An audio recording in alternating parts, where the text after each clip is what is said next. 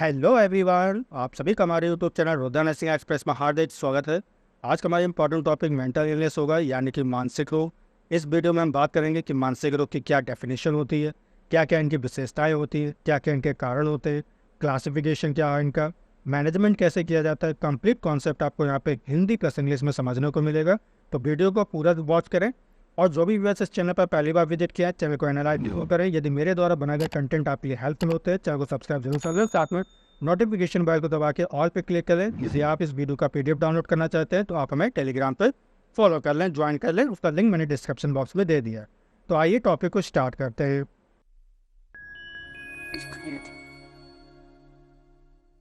चलिए, सबसे पहले हम बात करेंगे डेफिनेशन, क्या इसकी मेंटल इलनेस की क्या परिभाषा होती है। तो it is a condition in which person does not accommodate effectively और fail with its environment, family और सोसाइटी। ठीक है, तो क्या कंडीशन है, याद रखिएगा। यह एक ऐसी स्थिति होती है जिसमें व्यक्ति अपने चारों ओर का जो पर्यावरण है, परिवार है, समाज है आदि के साथ जो है प्रभावी ढंग से वो एडजस्टमेंट नहीं कर पाता है, सामंजस्य नहीं बैठा पाता है या फेल हो जाता है। तब ऐसी कंडीशन को हम क्या कहेंगे, मेंटल इलनेस कहते हैं। क्लियर है बिल्कुल। चलिए, अब हम बात करते हैं इसकी विशेषताएं की, क्या क्या इनकी विशेषताएं होती है। तो सबसे पहला हमारा पॉइंट है, do not adjustment with its environment और फैमिली और सोसाइटी। जैसा कि मैंने भी आपको डेफिनेशन में भी बताया था कि किस प्रकार के जो व्यक्ति होते हैं वो अपने पर्यावरण, अपने परिवार या समाज के साथ में जो है एडजस्टमेंट नहीं कर पाते हैं। ठीक। सेकंड क्या है हमारा, पुअर सेल्फ कॉन्फिडेंस। ठीक है, इनके अंदर जो है सेल्फ कॉन्फिडेंस, जिसको हम आत्मविश्वास कहते हैं, उसकी कमी होती है। चलिए, अगला हमारा पॉइंट है, difficulty to form strong personal relationship. ठीक है, यानी कि ऐसे व्यक्ति जो होते हैं मेंटली पेशेंट, ये अपने जो भी सगे संबंधी हैं उनके साथ में रिलेशनशिप इनको स्थापित करने में बहुत ही ज़्यादा दिक्कत होती है। राइट। चलिए, नेक्स्ट क्या हमारा, impairment of ability to think, यानी कि ऐसे व्यक्ति जो होते हैं इनके अंदर सोचने की जो क्षमता होती है उनमें कमी होती है। ठीक है, सोच नहीं सकते हैं अच्छी तरह से। ठीक। नेक्स्ट क्या हमारा, impairment of ability to feel, यानी कि कोई भी चीज़ जो महसूस करने की क्षमता है उसमें उनकी कमी होती है। ठीक है।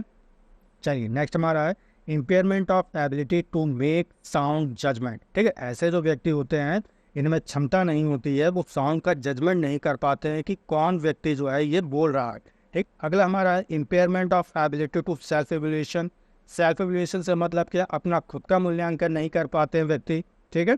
चलिए, नेक्स्ट हमारा है, फीलिंग डिप्रेस्ड, वरीड और गिल्टी। ऐसे जो व्यक्ति होते हैं डिप्रेशन में रहते हैं, चिंतित होते हैं बहुत। ठीक है, और अपने आप को गिल्टी महसूस करते रहते हैं। ठीक है। चलिए, इमोशनली अनस्टेबल। ठीक है, ये ऐसे व्यक्ति होते हैं मेंटली पेशेंट हमारे, कैसे होते हैं, इमोशनली अनस्टेबल होंगे। ठीक है, अस्थिर होते हैं। चलिए, नेक्स्ट हमारा है, स्लीपिंग प्रॉब्लम्स। ऐसे व्यक्तियों में स्लीपिंग प्रॉब्लम्स की समस्या होती है, जैसे इंसोम्निया। ठीक है, इंसोम्निया का हम हिंदी में क्या कहते हैं, निद्रा में। ठीक है, यानी कि नींद नहीं आती है ऐसे व्यक्तियों को, या नींद लेने में उनको दिक्कत होती है। ठीक है। नेक्स्ट हमारा है, वेट और एपिटाइट चेंजेस। ठीक है, ऐसे जो व्यक्ति होते हैं मेंटली पेशेंट, उनका या तो वजन या जो भूख होती है बढ़ सकती है या घट सकती है। ठीक है, तो चेंजेस हो गया ये। राइट। चलिए, नेक्स्ट क्या है, सब्सटेंस एब्यूज लाइक अल्कोहल और ड्रग्स। ऐसे जो व्यक्ति होते हैं वो अल्कोहल या ड्रग्स का जो है सेवन करने लगते हैं। राइट। सुसाइडल थॉट, अगर हमारा पॉइंट है, सुसाइडल थॉट का मतलब उनके अंदर जो है आत्महत्या के विचार आने लगते हैं। क्लियर है। चलिए, यदि वीडियो आपको अच्छा लग रहा है तो उसको लाइक जरूर करें और चैनल को सब्सक्राइब जरूर कर लें। चलिए, अब हम बात करते हैं इनके कारण के। ठीक है, तो मानसिक रोग के क्या क्या कारण होता है। सबसे पहला, अनफेवरेबल इन्वायरमेंट। अनफेवरेबल का मतलब क्या है, प्रतिकूल वातावरण। ठीक है, तो प्रतिकूल वातावरण से मतलब क्या है, if the environment is disturb, anti social and criminal. यदि हमारे पर्यावरण में रहने वाले जो व्यक्ति हैं, जो सोसाइटी है, ठीक है, अशांत है, असामाजिक है, आपराधिक रूप से जो है सोसाइटी बिलोंग करती है, क्रिमिनल रूप से जो है सोसाइटी बिलोंग करती है, तो याद रखिएगा ऐसी कंडीशन में व्यक्ति को मेंटल इलनेस होने के चांस बढ़ जाते हैं। क्लियर है। चलिए, नेक्स्ट क्या हमारा, फिजिकल इलनेस, यानी कि शारीरिक अस्वस्थता। जैसे कोई क्रॉनिक डिजीज है, ठीक, तो लंबे समय तक अगर कोई व्यक्ति बीमार है तो ऐसी कंडीशन में भी जो हमारा पेशेंट है या व्यक्ति है वो मेंटल इलनेस हो सकती है। राइट। चलिए, नेक्स्ट क्या है, हेरिडिटी, वंशागत। If parents are suffering from mental illness then its offspring will also affected from mental illness. क्या कहना चाहता है, वंशागत का मतलब क्या है, यदि हमारे माता पिता में मेंटल इलनेस के लक्षण पाए गए हैं तो याद रखिएगा उनकी जो संतान होगी भविष्य में उनको भी चांसेस है कि मेंटल इलनेस हो सकती है। क्लियर है? चलिए नेक्स्ट है हमारा क्रोमोसोमल एबनॉर्मलिटी, जिसको हम कहते हैं गुणसूत्रीय असमानता। ठीक, if chromosomes numbers are varies from normal, हम जानते हैं कि एक नॉर्मल ह्यूमन में 46 क्रोमोसोम्स यानी कि 23 जोड़े गुणसूत्र जो है पाए जाते हैं नॉर्मली कंडीशन में। ठीक, लेकिन इन गुणसूत्रों की संख्या में कमी या जब ज़्यादा हो जाए तो उसको हम क्या कहेंगे? क्रोमोसोमल एबनॉर्मलिटी कहते हैं। ठीक, तो ये जो कंडीशन होती है वो मेंटल इलनेस को डेवलप करती है, विकसित करती है। जैसे इसका एग्जाम्पल याद रखिएगा डाउन सिंड्रोम, जिसमें जो क्रोमोसोम संख्या वो एक बढ़ जाती है यानी कि 47 क्रोमोसोम पाए जाएंगे। वहीं अगर हम टर्नर सिंड्रोम की बात करते हैं तो एक क्रोमोसोम कम हो जाता है यानी कि 45 क्रोमोसोम्स आपको वहाँ पर रह जाएंगे। राइट, चलिए अगला हमारा है एक्सेसिव स्ट्रेस यानी कि अत्यधिक तनाव। कोई व्यक्ति है लॉन्ग ड्यूरेशन में अगर वो अत्यधिक तनाव में रह रहा है लंबे समय तक तो ऐसे व्यक्ति जो है मेंटल इलनेस के शिकार हो सकते हैं। क्लियर है? चलिए नेक्स्ट क्या है? ब्रेवमेंट। ब्रेवमेंट का मतलब क्या होता है? वियोग, यानी कि कोई अपना चाहिता, ठीक है, जिसको आप बहुत प्यार करते हैं, वो आपसे बिछड़ जाए या उसकी मृत्यु हो जाए तो ऐसी कंडीशन में जो है मेंटल इलनेस हो सकता है। राइट, चलिए अब हम देखेंगे अदर कॉजेज, क्या क्या दूसरे कॉजेज हो सकते हैं मेंटल इलनेस के। तो सबसे पहला हमारा पॉइंट है हेड इंजरी। मान लीजिए आपको कोई हेड इंजरी हो गई हो, ठीक, जिसके कारण आपका जो ब्रेन है वो अफेक्ट हो गया। ठीक, नेक्स्ट क्या है? न्यूरोलॉजिकल कंडीशन है, जैसे एपिलेप्सी हो रही हो। ठीक है, चलिए नेक्स्ट क्या है? Childhood abuse. ठीक है, चाइल्डहुड एब्यूज किसे कहते हैं? याद रखिएगा मैंने आज की डेफिनेशन लिखी है। तो चाइल्डहुड एब्यूज का मतलब होता है 18 वर्ष से कम उम्र के बच्चे, ठीक, जानबूझकर उनको अगर कोई नुकसान पहुंचाया जा रहा है या उनके साथ में दुर्व्यवहार किया जा रहा है तो ये कंडीशन क्या कहलाती है? हमारी चाइल्डहुड एब्यूज कहलाती है। क्लियर है? बिल्कुल। चल नेक्स्ट क्या है? Social isolation. सोशल आइसोलेशन से मतलब क्या है? हिंदी में इसको क्या कहते हैं? सामाजिक पृथक्करण, यानी कि समाज से बिल्कुल उसका बहिष्कार कर दिया गया है, विड्रॉइंग कर दिया गया है। ठीक है, तो ऐसी कंडीशन में भी व्यक्ति में हीन भावना उत्पन्न होती है और मेंटल इलनेस उसको हो सकता है। राइट, चलिए अगला क्या हमारा? पॉवर्टी या डेप्थ। ठीक है, गरीबी या ऋण होना। ठीक है, व्यक्ति जो है ऋण के बोझ से जो है लदा हुआ है।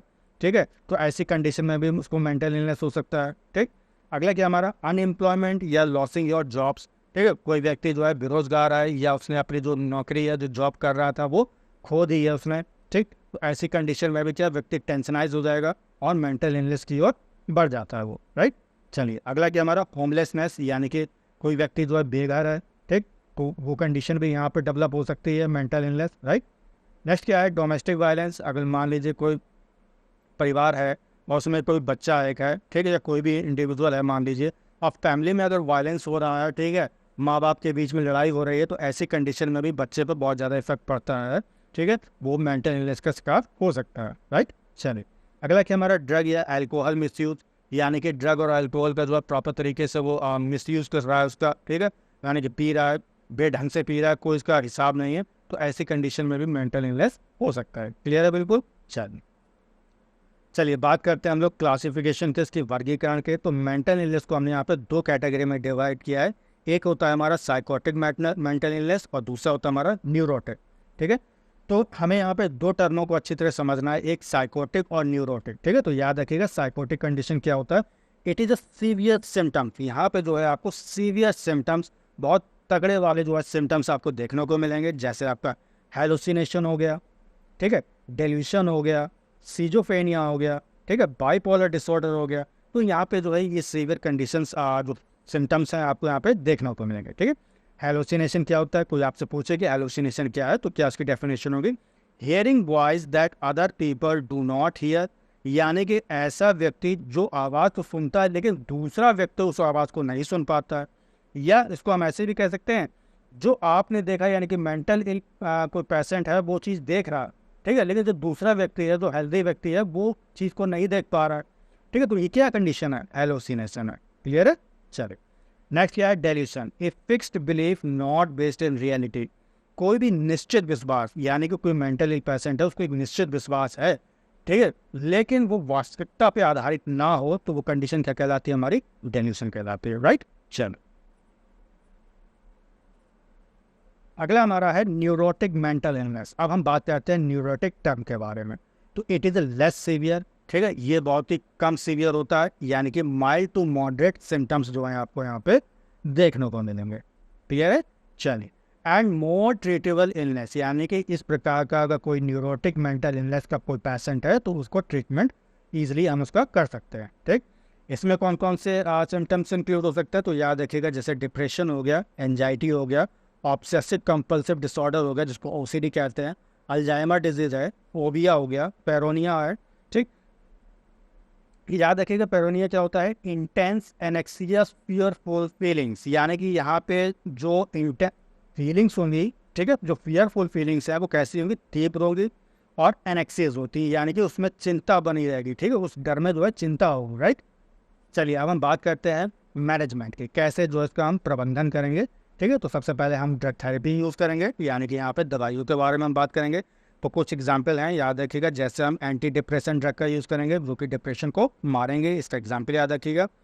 पहला है हमारा क्लोमिप्राइम। ठीक, ये जो ड्रग है याद रखिएगा फॉर एडल्ट के लिए होती है, और ऐसे बच्चे जिनकी उम्र 10 साल या उससे ज़्यादा है, ठीक, उनको हम क्या देंगे, क्लोमिप्राइम देंगे। राइट, चलिए नेक्स्ट क्या हमारा फ्लूजेटाइन है। ठीक, फॉर एडल्ट, ये एडल्ट के लिए होती है, और ऐसे बच्चे जिनकी उम्र 7 साल या उससे ऊपर है तो इनको आप फ्लूजेटाइन देंगे। ठीक, अगला हमारा है फ्लूवोटामिन। ठीक, तो ये जो ड्रग होती है याद रखिएगा एडल्ट्स के लिए है, बच्चों के लिए है जिनकी उम्र 8 साल या उससे ऊपर है। ठीक, नेक्स्ट हमारा पैरोजिटाइन, तो ये केवल जो है एडल्ट्स को दी जाएगी। क्लियर है?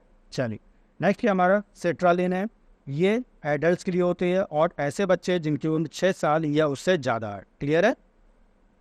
चलिए अगला हम बात करते हैं एंटी साइकोटिक ड्रग्स, तो इसमें एग्जाम्पल याद रखिएगा एरिप्राजोल, ठीक, लोर्सिडॉन, ओलेंजापाइन, क्विटियापाइन और रिस्पेरिडॉन। ठीक है, तो ये कुछ जो है हमारे एंटी साइकोटिक ड्रग्स हैं। क्लियर है? चलिए नेक्स्ट ये हमारा सेडेटिव्स, तो सेडेटिव्स क्या होती हैं, ये नींद उत्पन्न करती हैं, ठीक है, नींद लाती हैं। तो इसमें कुछ medications called benzodiazepines help you relax by reducing the amount of anxiety you feel. ठीक है, जो भी व्यक्ति एंजाइटी से ग्रसित है तो ये एंजाइटी को जो है रिड्यूस करता है और व्यक्ति को रिलैक्स पहुंचाता है। ठीक है, तो ऐसी मेडिसिन्स जो है बेंजोडाइज़ेपाइन्स इनके अंतर्गत आती हैं। क्लियर है? चलिए अगला क्या हमारा मूड स्टेबलाइजर, जिनको हम एंटी मैनिक ड्रग भी कहते हैं। ठीक है, इसमें एग्जाम्पल याद रखिएगा लिथियम हो गया हमारा। ठीक है, नेक्स्ट ये हमारा वेल्पोरेट हो गया, तो याद रखिएगा जो वेल्पोरेट है प्रेगनेंसी के केस में नहीं देंगे हम।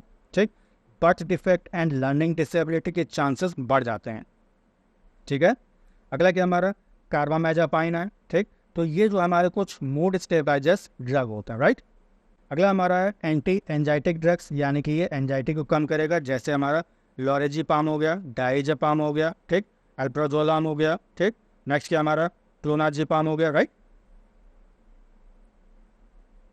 चलिए अब हम बात करेंगे साइकोथेरेपी। तो साइकोथेरेपी में क्या क्या हम देते हैं, जैसे हिप्नोसिस हो गया, फ्लडिंग हो गया। फ्लडिंग जो है ये फोबिया के केस में दिया जाता है। एवर्सन थेरेपी, ठीक, कब दिया जाता है, अल्कोहल अगर व्यक्ति सेवन करता है तब हम एवर्सन थेरेपी का यूज़ करते हैं।